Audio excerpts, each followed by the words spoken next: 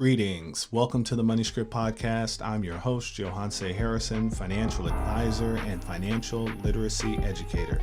In each episode, you'll hear incredible interviews and get tips and strategies that you can implement into your daily life to help you improve your money script and grow your wealth. Thank you for taking some time with me today. Let's get into this episode of the Money Script.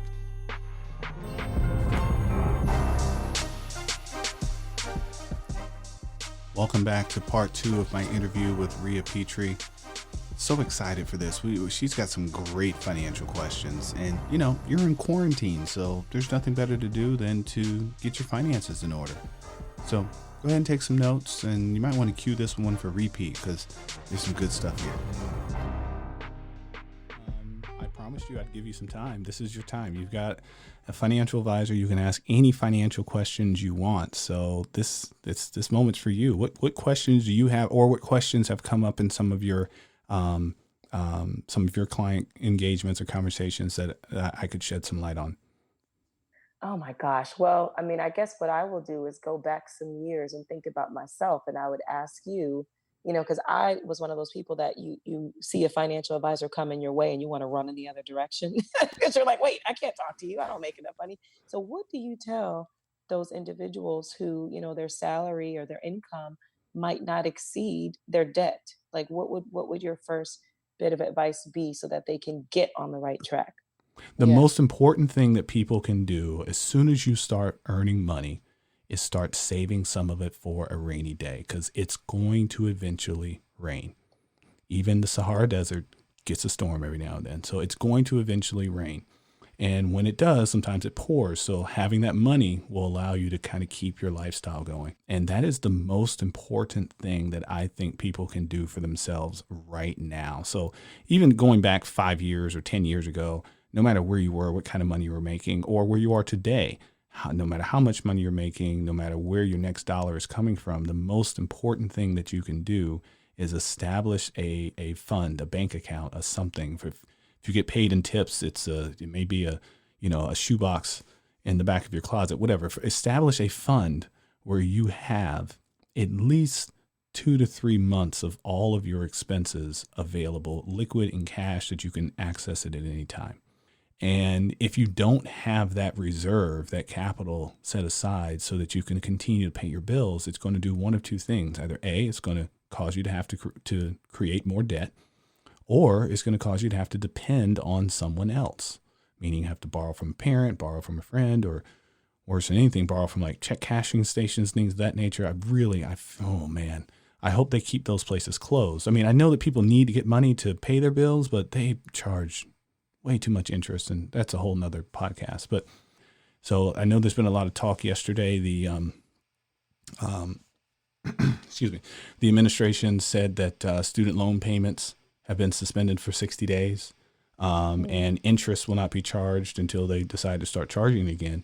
So if I'm an individual that has a federal student loan, which I do have a federal student loan. Now, my student loan is very small. I think the payment's like $40 a month. It's almost gone.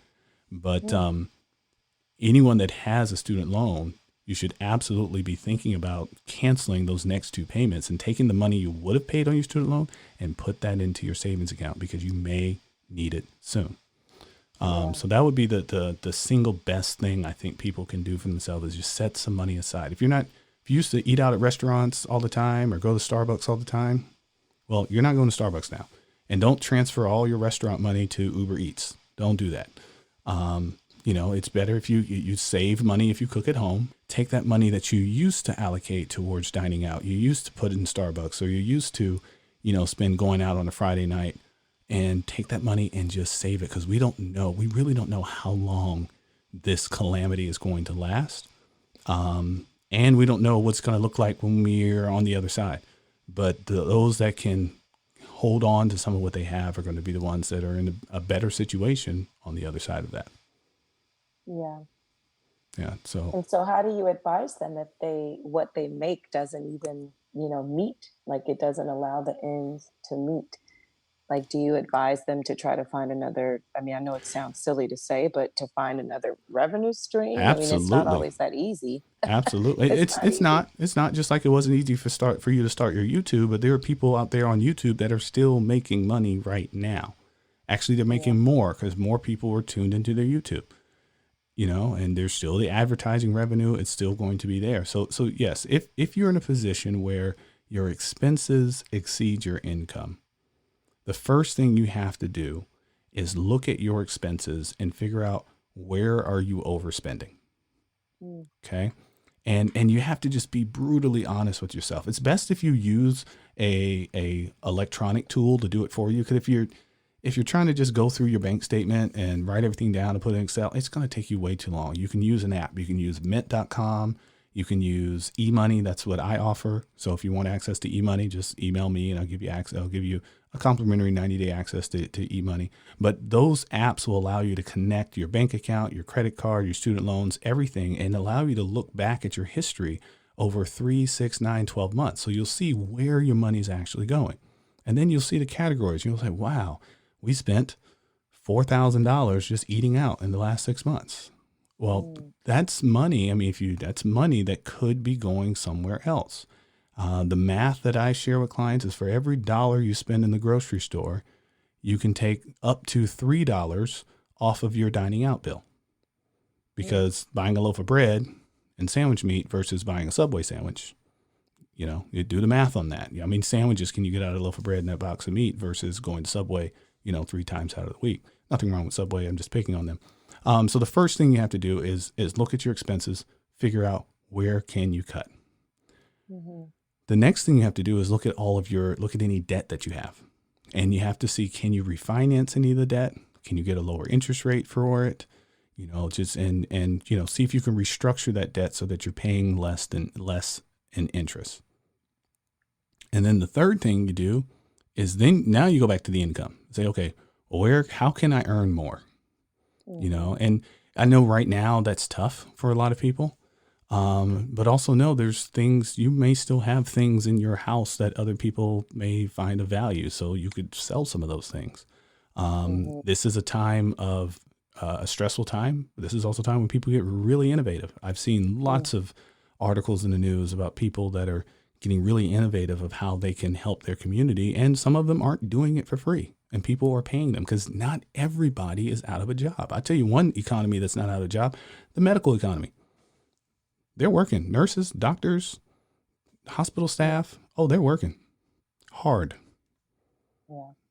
Okay. And they still need things done. They may need their kids watched because maybe their daycare center isn't open anymore.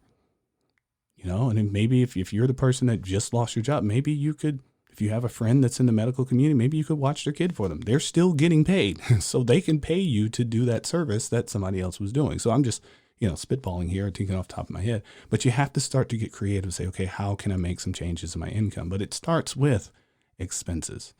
It's not how Mm. much you make, it's how much you spend, and then what's left over that defines the rest of your financial life. Yeah. So, but good question. This is great. Oh, I have another one if you got time.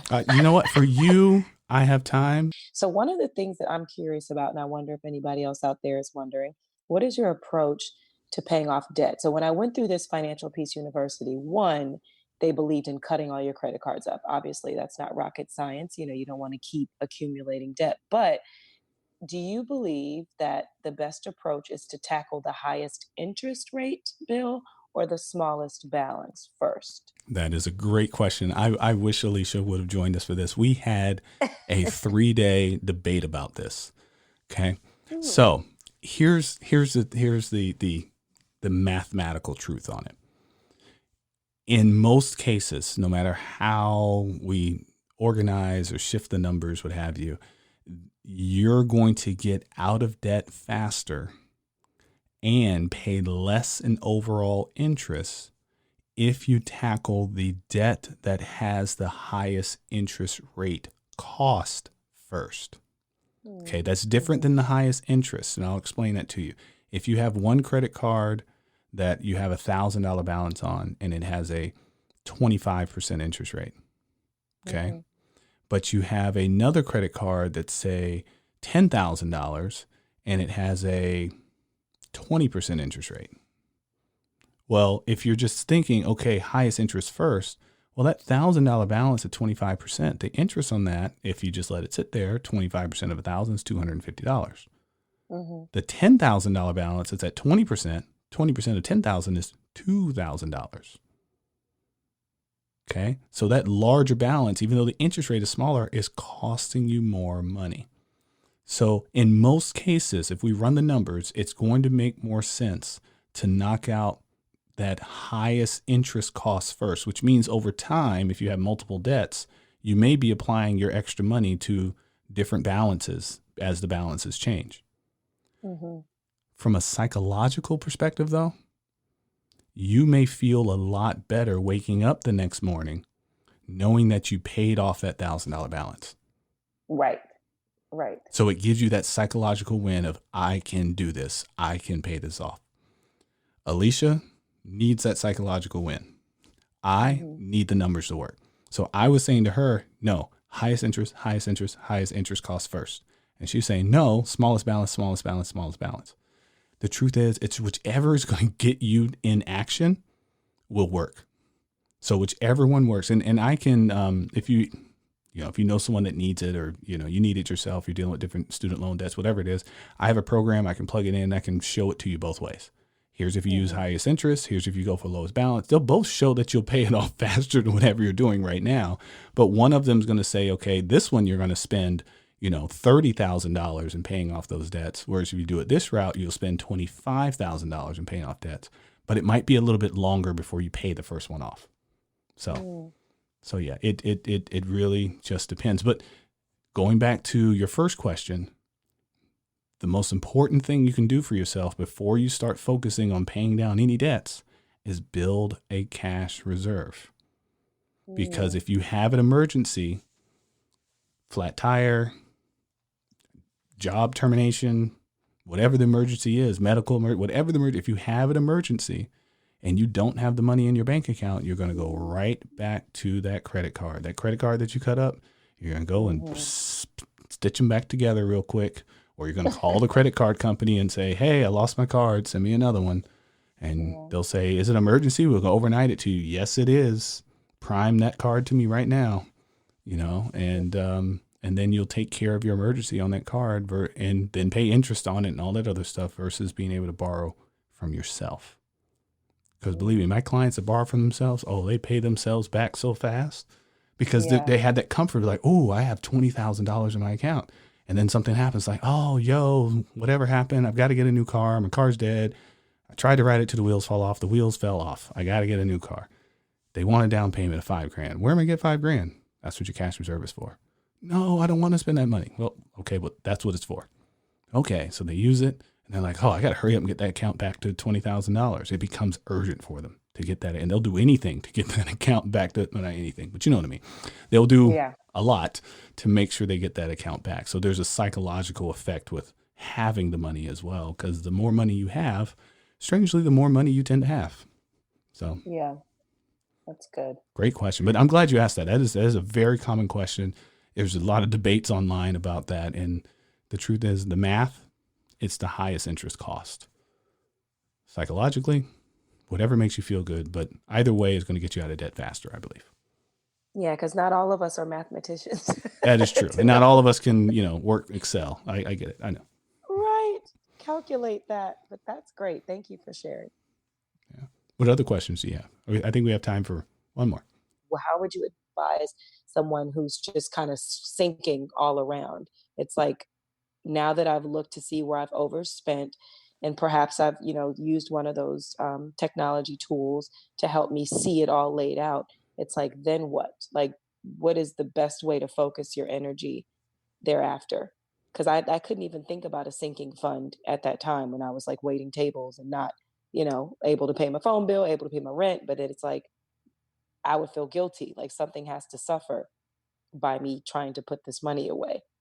So, like, what would the next step of focus be after that? So If that's something, clear. yeah, something does have to suffer. You're correct. But it doesn't have to suffer forever. There's a lot of evidence that you should keep a great credit score at all times. But if you're currently trying to shuffle or juggle rather all of these things at once, the credit score is probably not the most important unless we're going to find a way to refinance the debt that you have. So remember when you asked earlier, what should you be doing? I said, number one, let's, get on a budget, cut your expenses, what have you. And then number Yep. two was refinance any debt that you have to lower interest rates. For that, you do need a good credit score. So if your credit score is so poor that you can't refinance any debt, you may want to talk with a credit specialist that can say, what are some things you can do to repair your credit? Because sometimes even when you repair your credit, it's only temporary. It's long enough for you to get something done. I went through that when I went through my first divorce, only divorce actually. When I went through a divorce, my credit wasn't that good. I needed to buy a car. I worked with a credit specialist. He boosted my credit score like 100 and something points, whatever. I bought the car.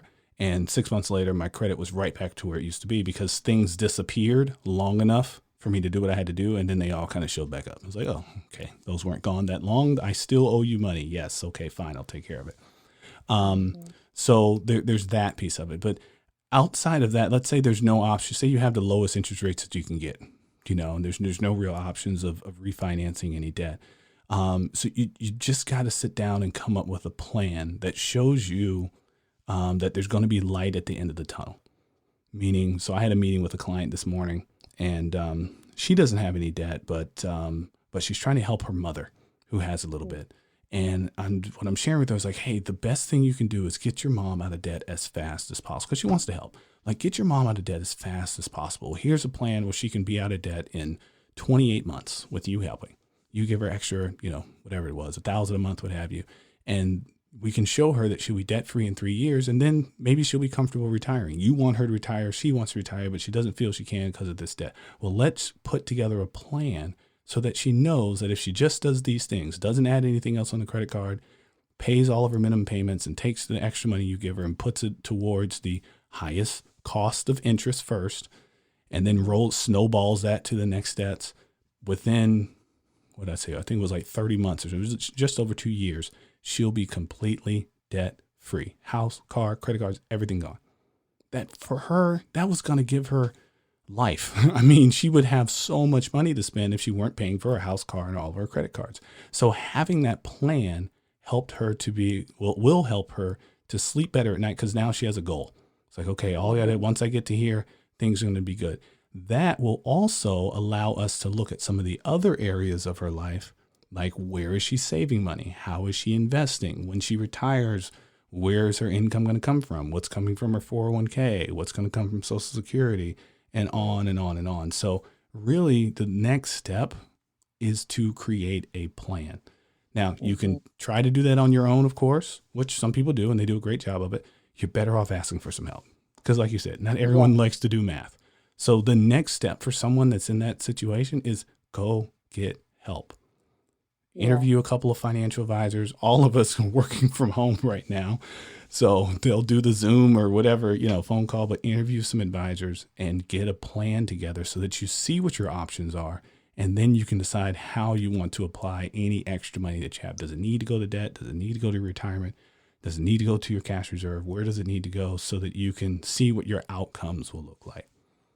It's funny, I think you just touched on the last question that I had, and it was regarding retire or not so much retirement, but investing versus debt payoff. Because I had someone tell me when I met with an advisor through my credit union, and they saw my student loan debt, and they encouraged me to lower the amount that I was putting away because they're like, you need to get this debt taken care of. So is that you advise maybe splitting and simultaneously doing both?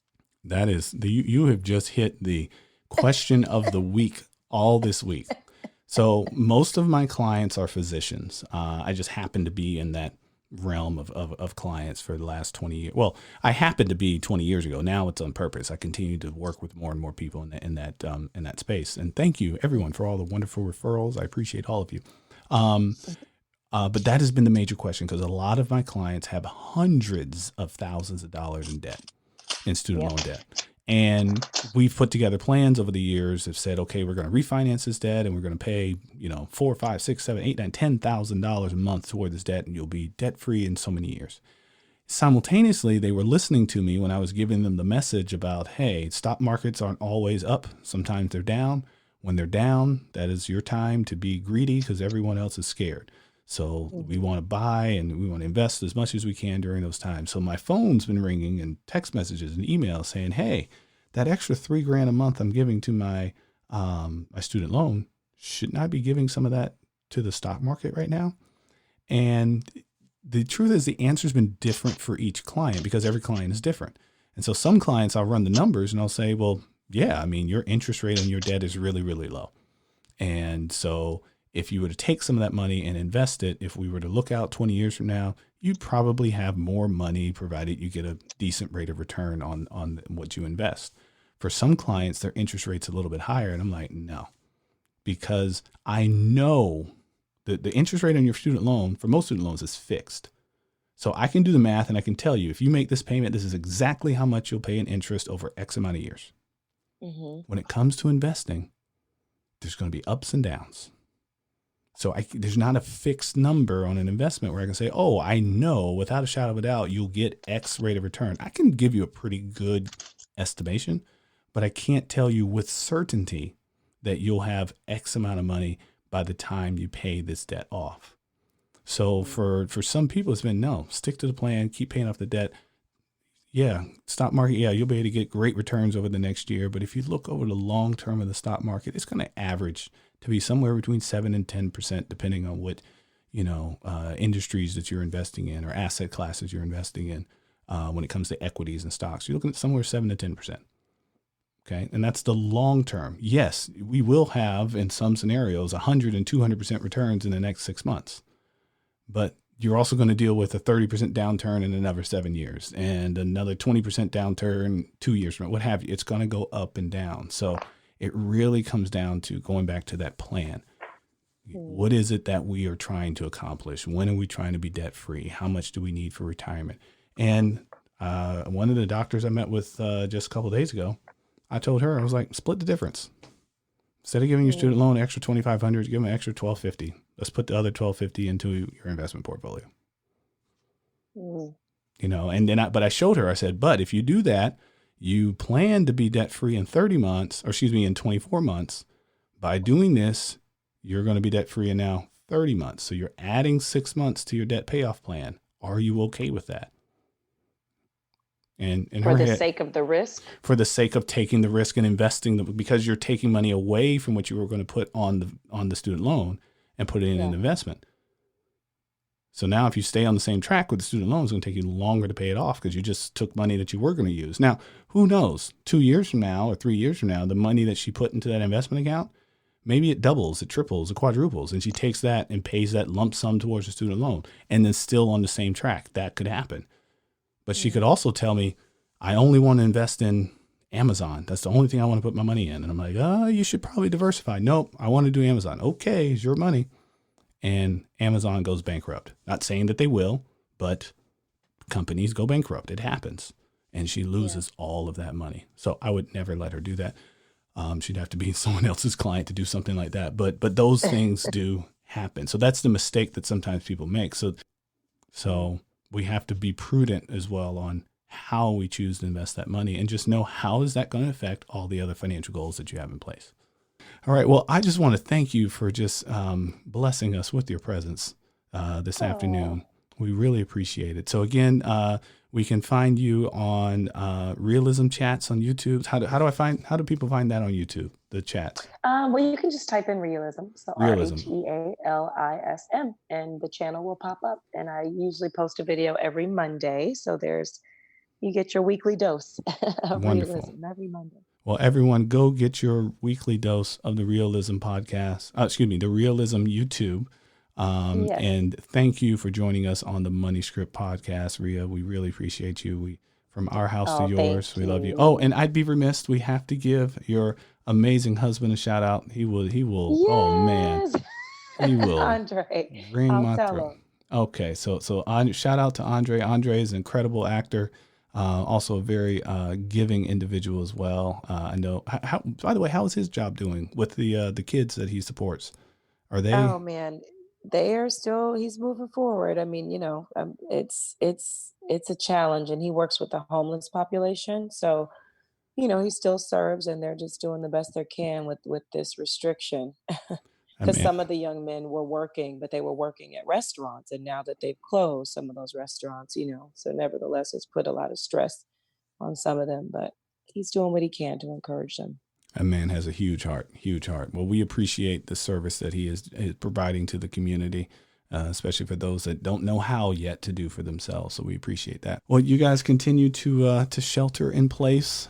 We will do the same, and I look forward to joining you, Alicia and I, joining you on the virtual couch. We've got to get that set up soon. Absolutely. Send my love to Alicia, and thank you again for your wonderful podcast. Thank you. Thanks for joining us on the Money Script podcast. Be sure to check out our other episodes, subscribe, follow, and give us 5 stars. Continue to send your financial questions on Twitter or Instagram at The Money Script. Go to moneyscriptwealth.com and schedule your complimentary consultation to discuss your specific goals and concerns. Financial advisory and investment management services are offered by Money Script Wealth Management PLLC, a registered investment advisory firm registered in the state of Texas and California and other states where exempt. The Money Script LLC and the Money Script Wealth Management PLLC and guests of the episode may have interest in the investments mentioned today. The opinions and views are expressed here are for informational purposes only. This material is educational in nature and should not be deemed as a solicitation for any specific product or service. All investments involve risk and a significant loss of principal. The Money Script nor Money Script Wealth Management offer tax or legal advice. Please consult your tax advisor or attorney for specific advice about your situation. Until next time.